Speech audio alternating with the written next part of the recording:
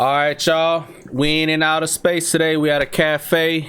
You can't see the background, Kevin, but Smokey, we chilling. Just me and you. We don't need nobody else. We got some things to talk about. Hope y'all had a good third week of the year. We starting off the fourth week of the year. That's how fast it goes. 1 month almost into it. 1 month's almost done. January 2023 almost in the books. So much has happened. So much has changed. And speaking of change, we're gonna kick out the first topic. You brought this up, Kevin. You said you had some experience this weekend. What's going on with you?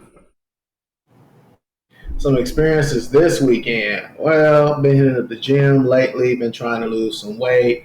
Also, just went to the grocery store and bought me a ton of food, mostly chicken, mostly fish, trying to keep the new year going well by eating healthy.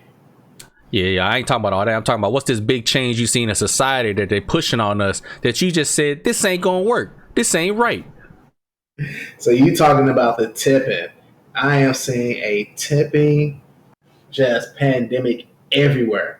I'm like, anywhere you go, people are asking for tips. One lady was even complaining when she paid for her mortgage that they asked for a tip on the end of her paying her mortgage. I mean, that's messed up. That doesn't make any sense. That's messed up. So you already took an interest off the mortgage, and now you want to get a tip for accepting their payment. But I bet if they didn't pay at all, you was going to send out somebody to what? Foreclose on the house, right?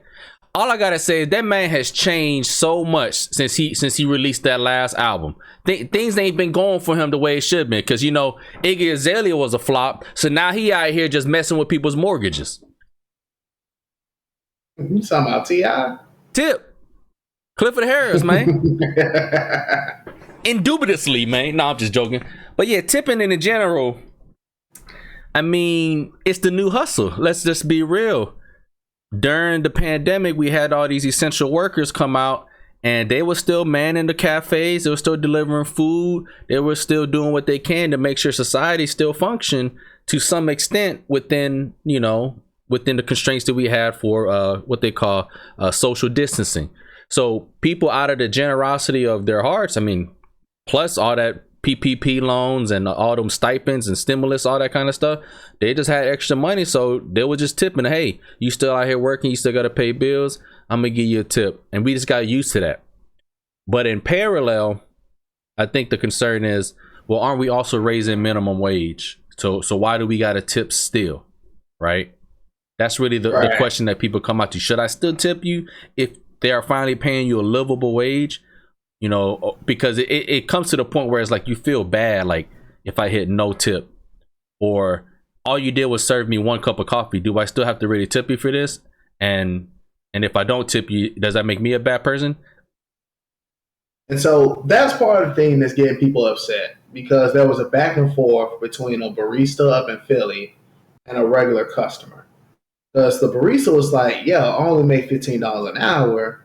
And it gets demoralizing to see like regular customers come in here, order food, and then they're not going to tip. So it's like they don't expect me to have like a standard of living or me be able to live my life. Mm-hmm. But the customer just fired back and was like, I come in, I order a muffin. I really need to tip you just because you're going to reach up under a glass case, grab a muffin and hand it to me? Mm-hmm. Like, you're not cleaning up behind me. You're not like making a special order or anything. And so I really would prefer if they just got rid of tips in general and just had a set price and everybody just had a living wage. But yeah, this stuff is getting ridiculous. I don't know what to do anymore. So I just think what's happening is America is finally catching up to probably the rest of the world. For the most part, unless you go to like a country where tourism is its main, like I guess main economy driver, tipping is not customary. You know, Asia, Europe, large swaths of Europe, they frown upon tipping. You can tip if you really push it, and some people may accept it as like touristy areas, but most local restaurants and stuff, they don't want to tip.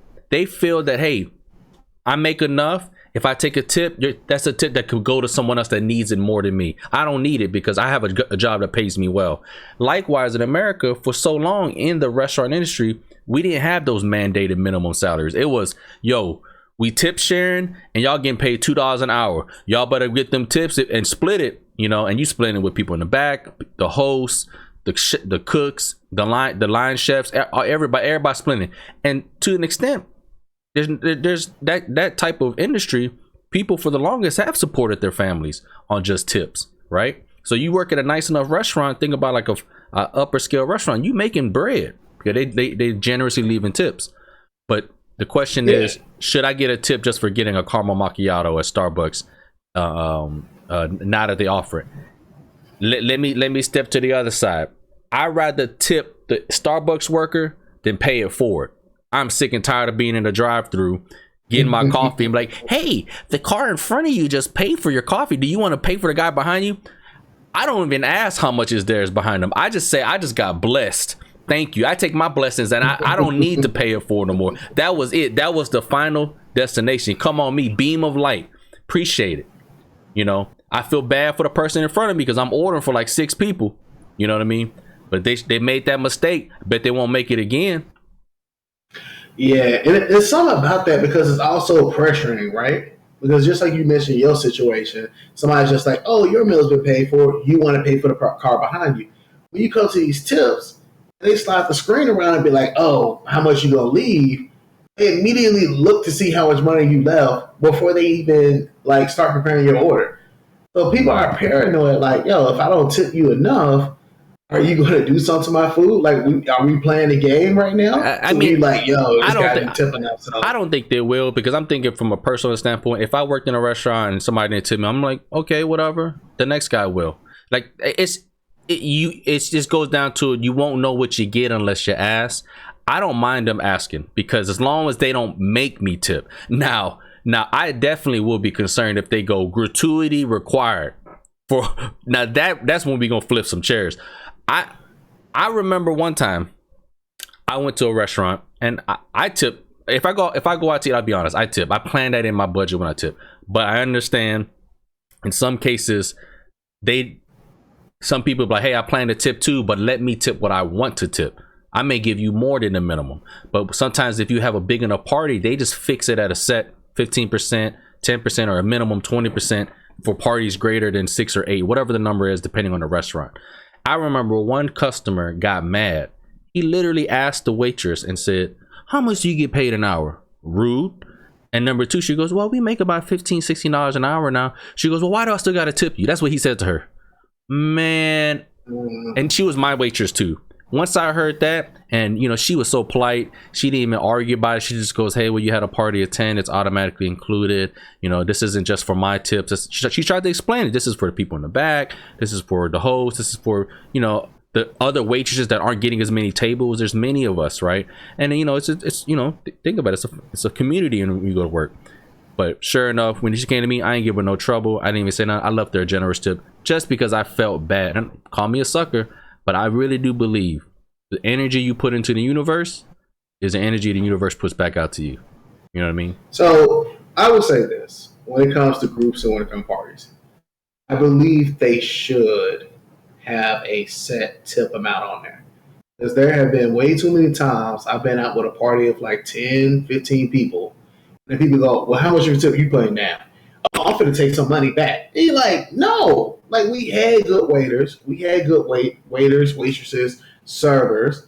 Like, wow. We're tipping. Don't look to see what somebody else go and be like, nah, let me take back from it. So I can definitely understand that. But I will say this. I just went to a Mexican restaurant in Memphis in early part of December. We showed up with about 15 people.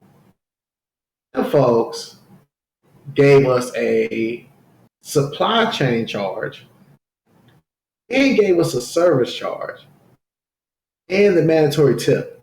And after those 3 things, it had an additional tip lined up on top of it. Like, hey, do you want to give any more?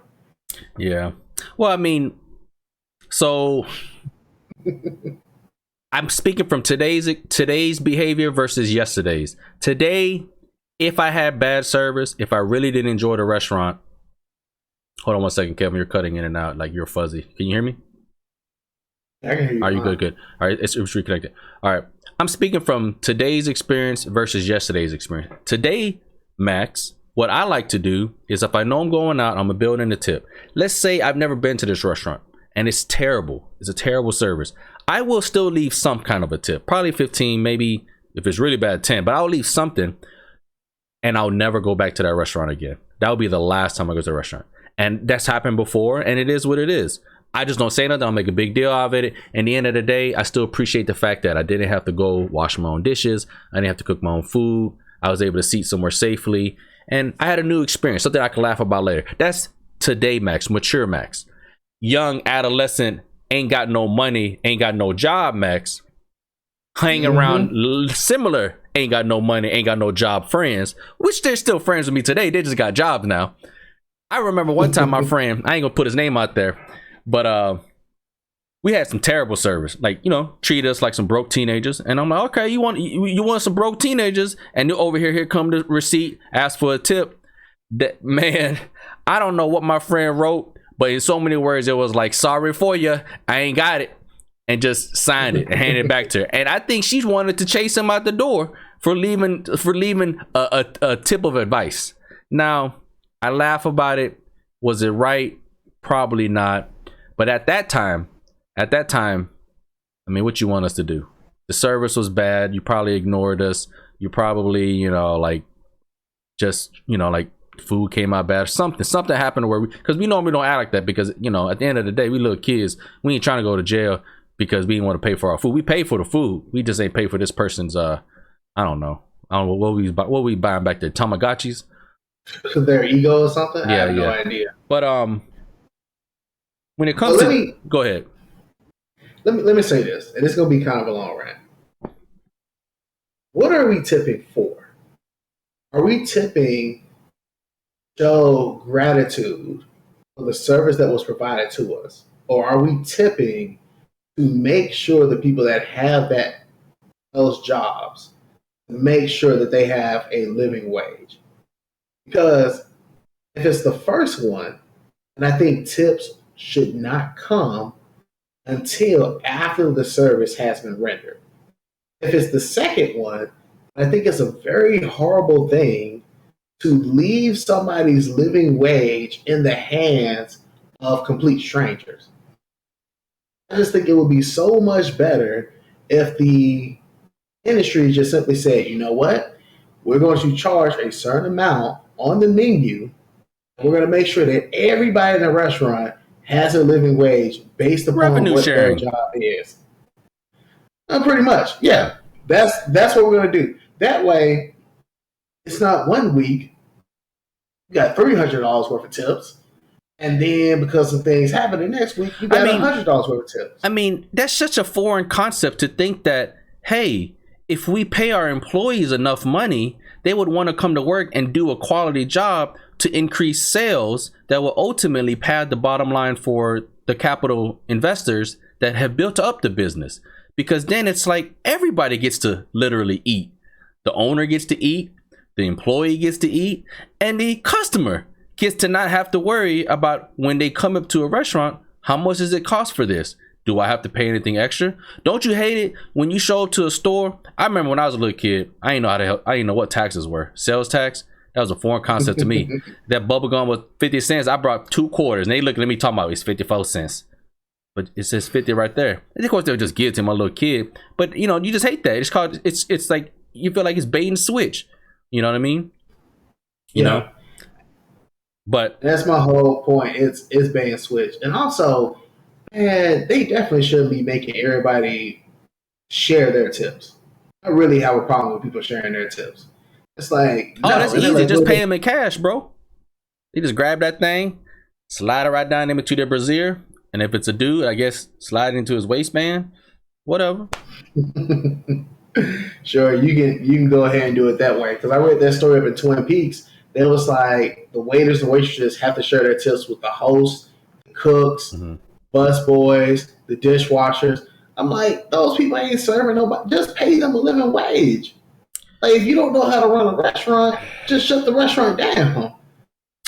Man, it really depends, because there are some industries where it's not like this. Just think about it like this. Like some careers, they don't pay you a good salary, but they give you really good stock options, right?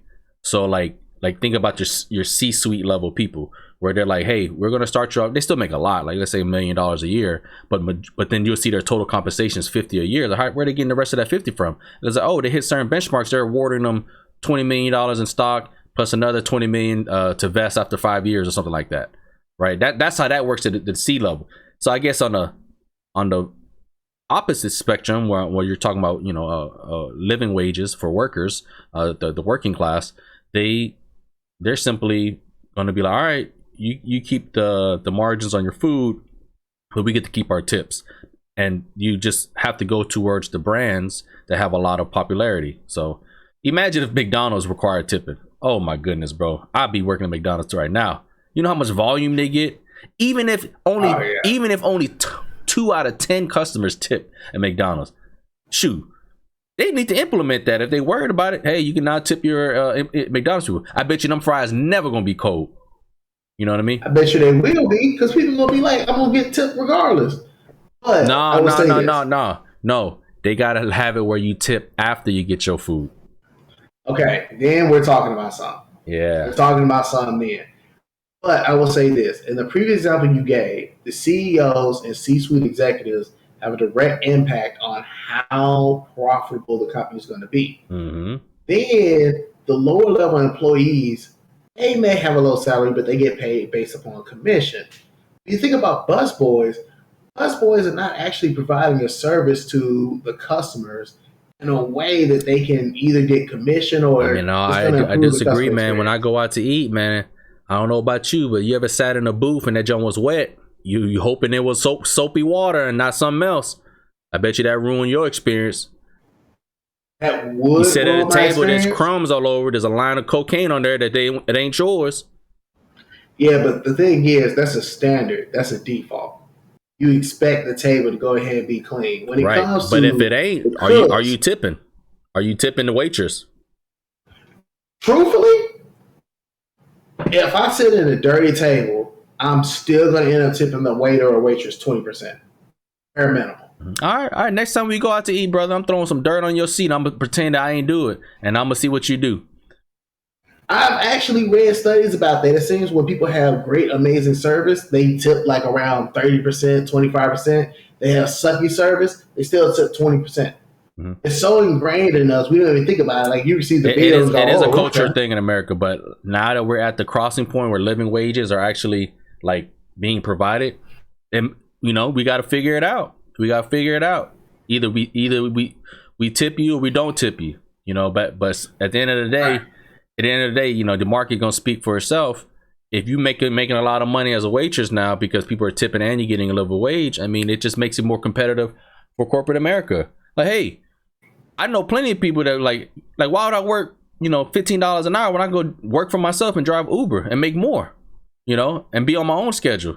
And now they're having to compete with the freelancer industry. So likewise, the restaurant industry, if they find a way to compete with the freelance industry and corporate America, or I guess the sit-down economy, I mean, we'll figure it out. Yeah, it's going to be food trucks. But with the amount of money I make now, I'm much more likely to tip and never come back. Yep, that's how I am now. I mean, that's the proper tip. I'm too old to argue. Like when folks be at the Waffle House throwing chairs at people because they hash browns or hash browns ain't have the right amount of peppers in it or something. Shoot, I ain't dealing with that. They better make my waffle sandwich. I don't want to hear about these Waffle House employees talking about we can't make that thing on TikTok. You better make that sandwich. Right. It looked good, but I'm gonna be real. Like, speaking of, to avoid tipping in general, things are too expensive anyway. I just cook at home. You know what I mean? But if I do go out to eat, I put it back in my mind. First off, I'm going to a restaurant that I like, or at least if I don't know anything about it, I try to read the reviews.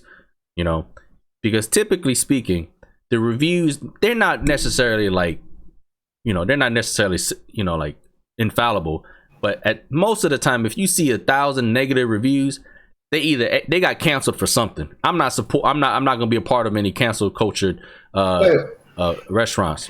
You know what I mean? Hey, you say you cook at home though, but that means you gotta go grocery shopping, right? I mean, not really. Instacart, baby. I tip them. Oh, that's speaking of when it comes to Uber Eats and stuff. Yeah. I always tip Uber Eats because I already know if you don't tip, you ain't getting your food. Yeah, I gotta because I have Walmart make their deliveries and stuff. Gotta tip Walmart, tip Uber Eats. They even have reports on there. If you go to the grocery store in the deli section, you're supposed to tip the people that work the deli counters. You're supposed to tip the people that bag your groceries. I mean, back in the day, they used to do that back in the day anyway. Remember, people bring your groceries to your car, and you tip the guy to put it in your car. You know. I mean, it's just I don't know. I mean, I would probably tip more if I carried more cash. And then and here's the thing, I don't like to carry cash, so they're like, well, if we had our Apple cards or payment systems where you could just I don't. Now I'm like, do I really want to give you my personal like banking transaction methods, Venmo, Zelle, whatever? Like I just met you for 2 seconds. You know what I mean? So I don't know. It's a weird thing. So it's a weird economy, but most importantly, to each their own. Just don't like. I just feel like if you complain so much about it, anyways, just stay at the house. Stay at the house. Tip yourself. You know what I mean? Make some good eggs. put some coins in a piggy bank. Save it up. You know what I mean? And speaking of food, let's go ahead and talk about why everybody fat, including us, especially me. Is that a right way to put it?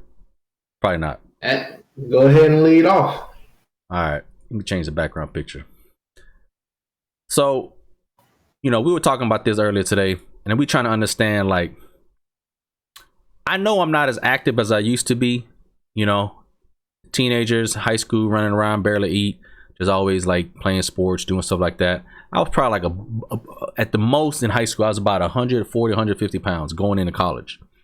At the end of college, I got up to 175. I worked out a little bit, but I was still fairly skinny, not really shredded, a little bitty gut. But I only gained 25 pounds in college.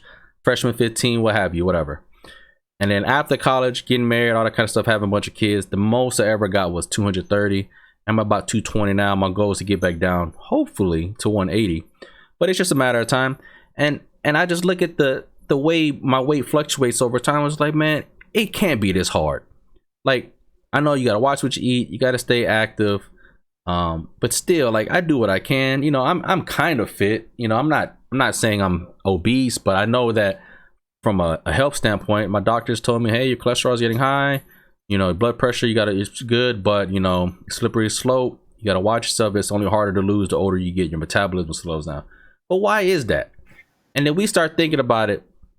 You were telling me how you went overseas to Ghana in Africa, and you said you just lost 10 pounds just eating what the locals ate. And I'm just like, it just dawned on me.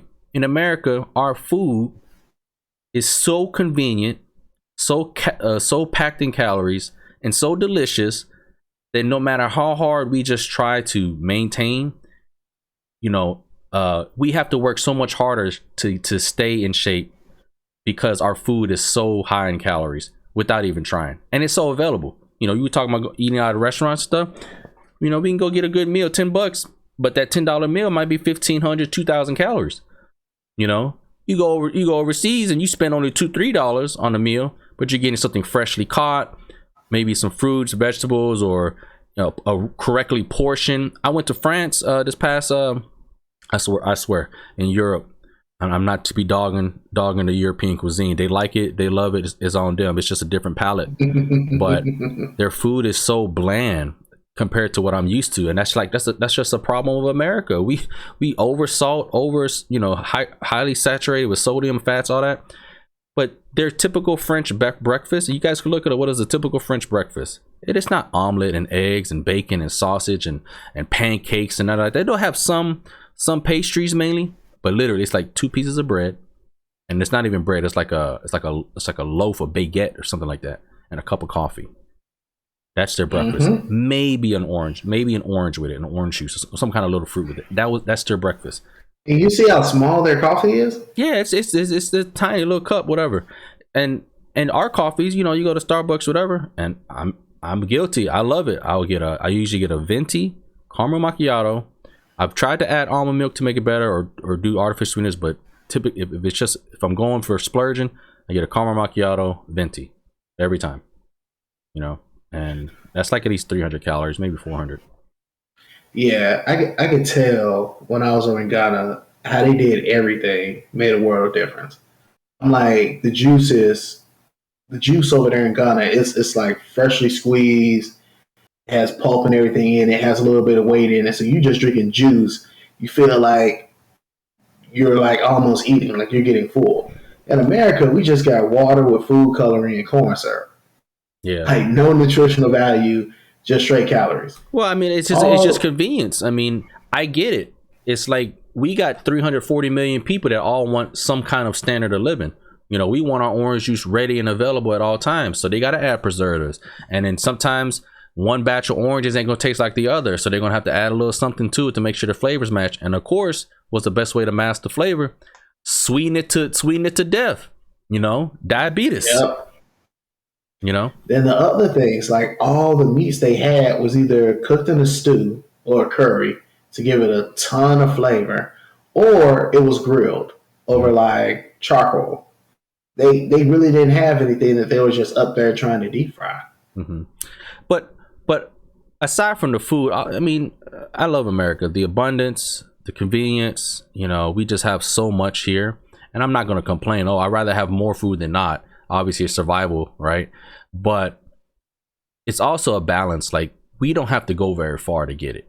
You know what I mean? Like when I was in Europe, you know, yeah, they had grocery stores, but it was more like, you know, they had a few large stores, but most of the times it's just like they just had fruit stands available on the street, or, you know, little convenience stores where you can go buy a couple of things in there, a butcher or whatever.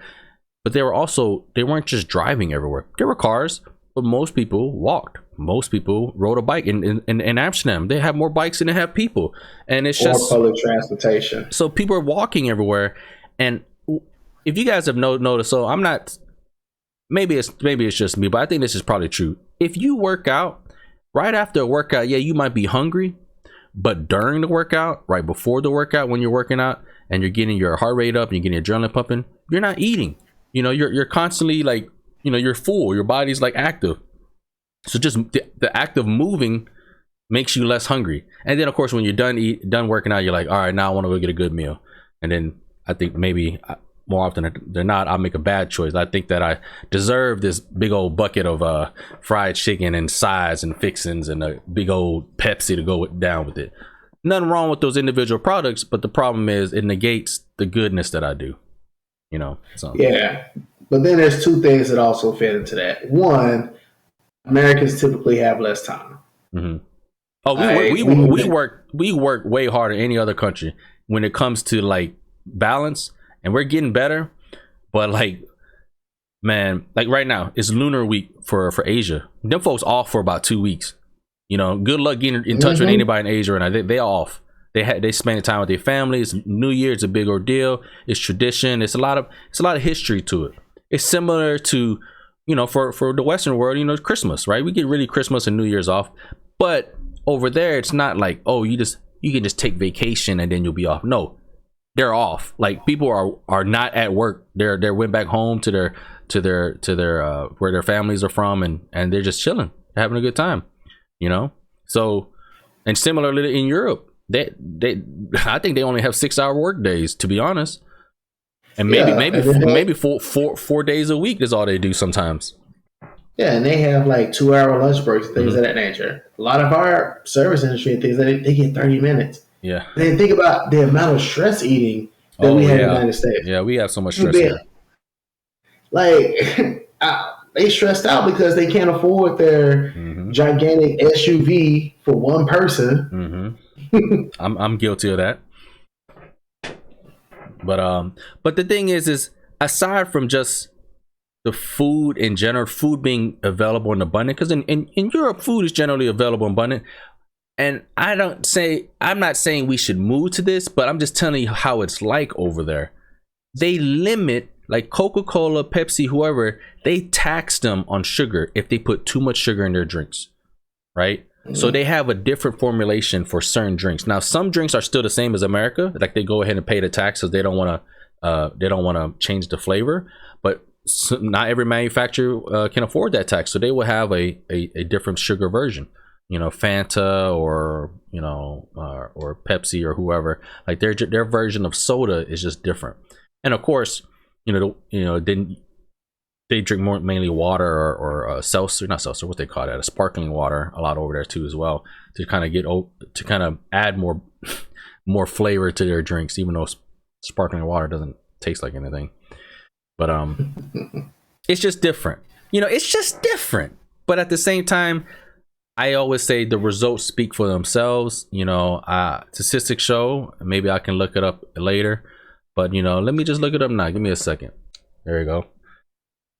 All right, so just looked it up. Here's the obesity rates. The actual number one country for the most obese in the world, based off the metric, is just BMI, which people will argue isn't the most, I guess, technical method. But we have to use some kind of metric. So Nauru, I don't know where that's at. It's part of the Cook Islands. Samoa, okay, and Samoa and Tonga is second.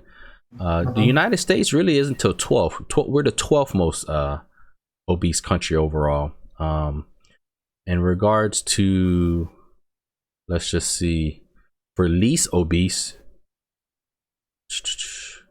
yeah, these are the top 10 with the highest obese right here. You see, you can't really see my, yeah. So a lot of these islands, I guess these people living good, eating good on these islands, and they can't go too far. But then the least is Japan, China, India, Bangladesh. But there might be some food insecurity in those countries as well. But so. What's going on with that is this right here. Japan is at the least because they have such a huge seafood diet because it's a gigantic island. Oh, that's they what that is? Have access to, sushi and stuff. But when it comes to those other islands, for some reason, they keep getting imports of like scraps, almost like slave food, because they get a lot of turkey byproducts. And I know on Norbert, they was talking about, he likes to eat the turkey butt. That's really what they be sending over to those other countries. Like the discarded portions of pigs and turkeys that nobody wants to eat. And those things are just loaded in fat content. So I'm just going to start reading the countries that were less than 10% of the population is obese. Thailand, Liberia, the Congo, Nigeria, Senegal, Sierra Leone, Pakistan, Mali, Maldives, Tanzania, Somalia, Guinea, Mozambique, Kenya, North Korea, Philippines, China, a lot of Asian countries, Singapore, Myanmar, Niger, Uganda, my home country, Laos. We hungry out there. 5.3% is obese. Yeah. So if I show up to Laos, them folks gonna be mad at me. They be trying to figure out why I done ate a whole month's of supply. Vietnam is the lowest. Be like, only 2%. Yeah, money. Only 2% of the Vietnamese are obese. That's what? Yeah. What are they doing? I guess I guess pho is good. I like pho too. I'm trying to see about these. Where's all the European countries? I don't really see too many. Is it Turkey? Canada's almost up there with us. Mexico, Argentina, United Kingdom. So United Kingdom is 27.8%. So let's just compare 27.8%, and United States is 36%. We're only like 10% higher than the United Kingdom. So they can't really talk. You know what I mean? So yeah. But it's cool. Look, the motherland for me is pretty skinny. The motherland for you is pretty skinny. So it ain't got nothing to do with genetics, because the motherlands are doing good, but we in America, we eating good. Too good. But either way, my advice, or at least the advice I'm trying to take for myself, is just do better than yesterday. You know where you are, you know where you want to be. If that's a true goal to you and it means something to you, move towards it. That applies to finances, romances, health, what have you. But one thing I'm gonna leave on while we close out this podcast is so how are these restaurant tippers gonna do better than yesterday? You know what I mean? Like how would that apply to them? What would you do? Just increase about 1% every time you go to Starbucks, and eventually you just paying them $100 for a cup of coffee? Like, I have no idea. I'm in a good position that when some ask for a tip, I don't think about it. I just hit 20%. Must be nice, bro. Yeah. Let me hold some. Man, you can hold what?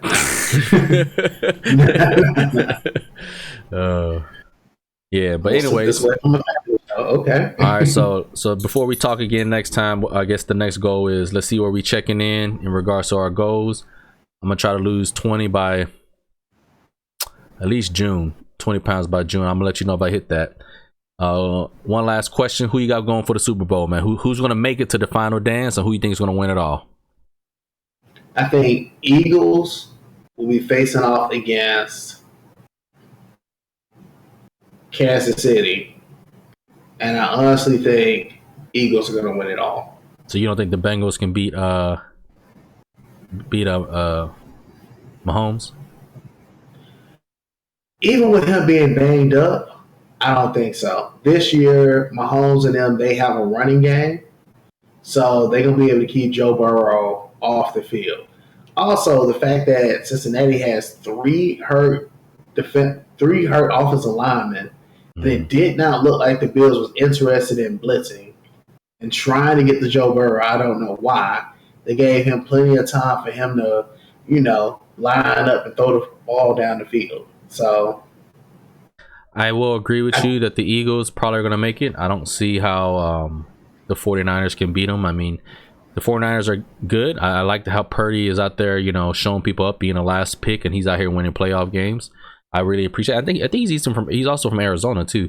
So, I want to see him be successful. So, but I don't have any skin in the game. My Chargers, we pretty much got we pretty much imploded. So I don't even care anymore about who wins it all. But since the Chargers and the Chiefs are in the same conference and division, what is that division? Yeah, the same division. I kind of don't want to see them win again. I'd rather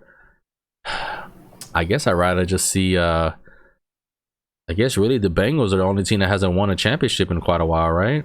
Because the Niners got 5, Kansas City got 1 at least. I don't know if they have any more than that. They probably got another one back in the day. Eagles just got 1 recently, so I feel like they need to wait a little longer before they get another one. Yeah, Kansas City just won like 3 years ago. Eagles just won maybe 4 years ago. That's like 3 years ago, 3 or 4 years ago. Yeah, they won with Nick Foles and Carson Wentz. Yeah. 49ers, they have been in the Super Bowl recently, but they did not. Yeah. They did not win. They lost to the Ravens, and the Bengals were just in the Super Bowl last year. Well, no, the Bengals were in there last year. No, they weren't. They lost to did they lose to the Chiefs or they made it to the Super Bowl? You're right. They made it to the Super Bowl. They just ain't winning. No, they lost against the Rams.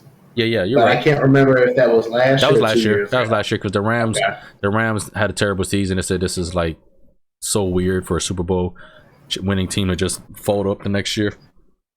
But aside from that, sorry for the delay. We'll try to put up some more laters.